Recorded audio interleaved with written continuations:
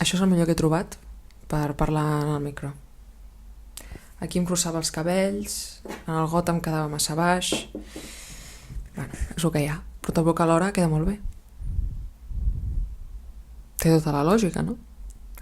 L'altre dia, abans d'anar a dormir, que és el moment que tinc més idees al cap, vaig dir: ostres tu, podria combinar aquesta recepta turca que tinc al cap i aquesta altra catalana. Al meu cap té tot el sentit. Ara, no sé com sortirà. Jo crec que bé, però clar, s'ha de provar.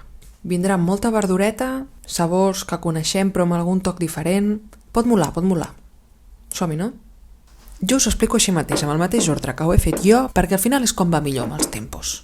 Primer envio al forn 4 tomàquets i una cabeça d'alls amb una miqueta de sal i oli, que és el que trigarà més a fer-se. Per tant, que vagi fent. Mentrestant, torro unes avellanes i unes ametlles, i com que no tenia prou ametlles senceres, vaig haver de fer-ne servir de laminades, que sí, són més cares, però la veritat en aquell moment em va fer més mandra en el súper que cap altra cosa. Després torrem una mica de pa, també, i tot això ho reservem. Mentrestant, ratllarem 2 carbassons. Jo ho faig per la part més fineta, faig servir aquesta que és la més fineta que hi ha, perquè tots són avantatges. Es cou més ràpid, trobo que el gustet també és més agradable. Llavors, jo aquí us recomano que feu servir un davantal, perquè el que arriba a atacar el suc de pastanaga no té nom.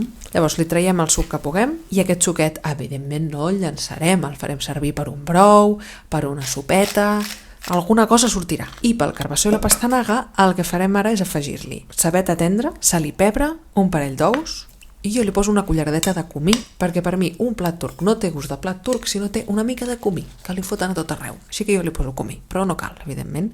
I després gairebé se m'oblida, però també li poso sèsam. Fregir-ho és la manera tradicional de fer-ho, però també, si sou una miqueta més fit o no us ve de gust així fregit, també queda molt bé al forn o fins i tot a l'air fryer amb una mica d'oli d'aquest spray, queda estupendo. I ja els tindrem. Ja tenim el muix verd fet, que es diu muix verd, costa una mica de pronunciar, però és boníssim. Llavors ara, us en recordeu d'aquells tomàquets, d'aquella cabeça d'alls? Doncs tot això ho posarem per triturar, també amb les avellanes, tot això. Després 2 nyores que he deixat reposant en aigua una horeta, ho barregem tot i llavors ja quan estigui gairebé a punt li poso com el que seria mig gotet de cafè d'oli d'oliva, verge extra, evidentment. I llavors ja ens queda amb una textura estupenda. El que passa que com que el meu mini pimer no té gaire potència, a mi el que m'agrada fer és passar-lo per una malla d'aquestes i llavors així queda més finet. Ara ho servim així bonic.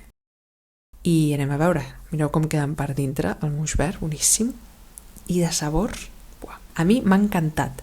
La manera tradicional és servir-ho amb una salsa com de iogurt, que també queda molt bona, però amb la salsa de calçots jo crec que li dona com més personalitat, un toc així més potent que m'agrada.